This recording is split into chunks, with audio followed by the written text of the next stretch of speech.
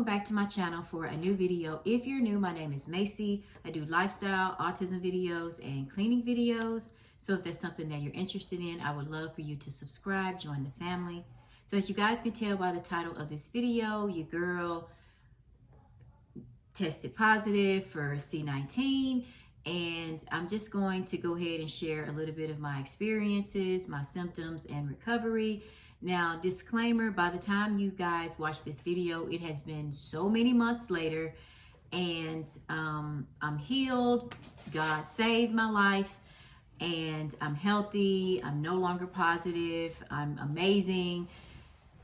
And yeah, so I just wanted to put that out there. Like, this happened to me many months ago. So I just now want to share it. I'm just now comfortable with sharing it. There were a couple people that knew, and they asked me if I was going to share it or not. And I really went back and forward about whether or not if I wanted to. But if this can help somebody or whatever, then I'm here. And also, you guys pretty much know a lot about me over here. So I'm just going to go ahead and share just a little bit about my experience, okay? So the two burning questions, it is probably how did I get it? The answer to that question is I don't know, you guys. I wash my hands, I wear my mask. I mean, your girl is just always sanitizing and everything like that. So I'm not really sure where it came from. And then the second question is whether or not, well, never mind. I'm not going to get into that question. That'll be for another video. So let's get into the signs that I had. So the first day, which is before I went to go get tested, I was very tired. I had a lot of fatigue, and I just laid down. I laid around all that day. I immediately started taking NyQuil every 4 hours because, quick backstory, when I was a little girl, I stayed sick all the time with chest colds. I'd have phlegm in my chest, would cough all the time, sick all the time, missed days out of school. And so that's essentially what it felt like. I did have a fever, I had a headache, but I didn't have a sore throat. And also, let me backtrack. All of us quarantined, okay? Nobody was out, nobody was, the kids didn't go to school. Like, we were all locked up in this house, y'all, for the amount of time that we were supposed to quarantine, okay? So got on NyQuil, was taking that, and I appeared to be fine. Everything was great. But then with my chest colds, I start to cough, and then I lose my voice. And so I really didn't feel like dealing with that this time around because I just didn't. I was just like, you know what? I'm going to go to the doctor. They're going to give me a Z-Pack or something like that. I'm going to be on my way. So when I went to the clinic and I told them my symptoms, they was like, well, we're going to go ahead and test you for C19. And I was like, okay. So tested me and came back positive. I'm like, what? Okay. So I immediately quarantined. I went home. I quarantined, got all the medicine that I was needing that they told me to get, and I took it. I took the medicine faithfully, and then went back to bed. I slept, well, I got as much rest as I could, but I still had to be a mother and stuff to the kids. And so I honestly believe that helped me get better a lot quicker because I was moving around. I did read somewhere where if you do have C19, you need to try to move around. Don't just lay in one spot because adults can get blood clots.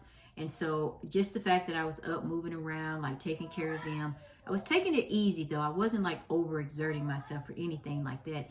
But I would just get up and cook, or I would get up and kind of straighten up the house a little bit, and then back to bed I'd go. And so I do feel like that helped me as well. So those were my symptoms. I had a lot of phlegm. I was coughing up phlegm.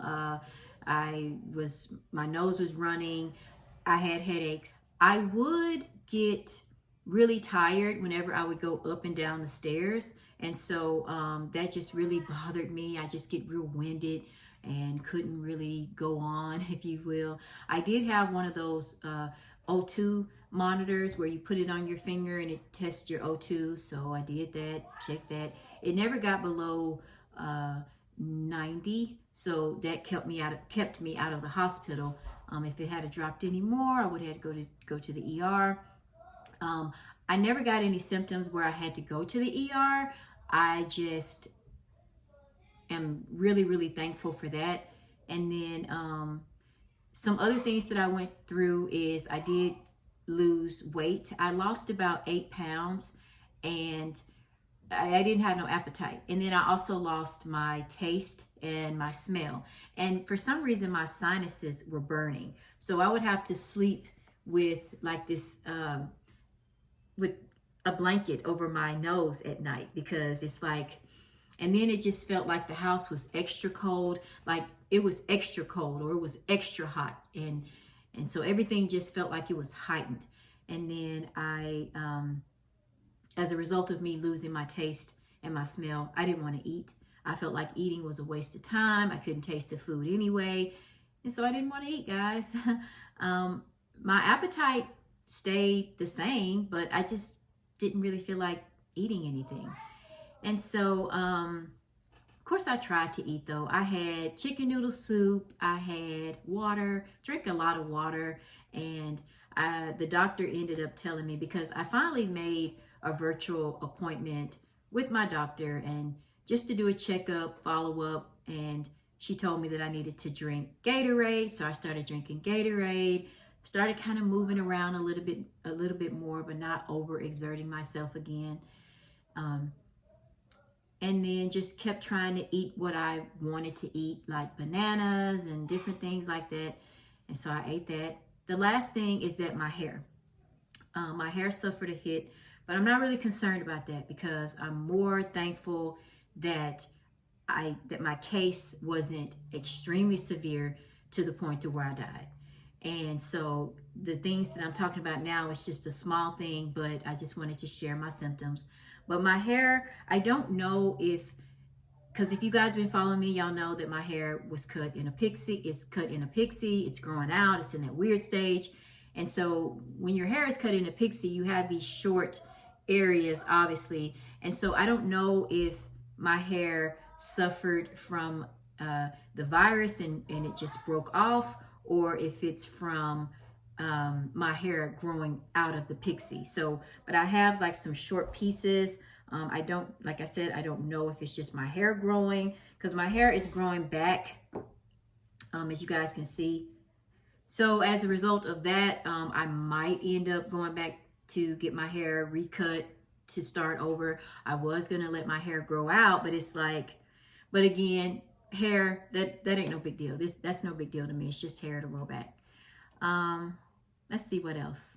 So that's just about it. As far as my recovery, I just rested, took water, cough medicine, and such as Delsum inhaler. I had an inhaler prescribed, and just really tried to take care of myself, and didn't overdo it. Try not to stress out about it too bad. Just knowing, oh my God, you got the C19. And I just was like, oh my God, Lord help me.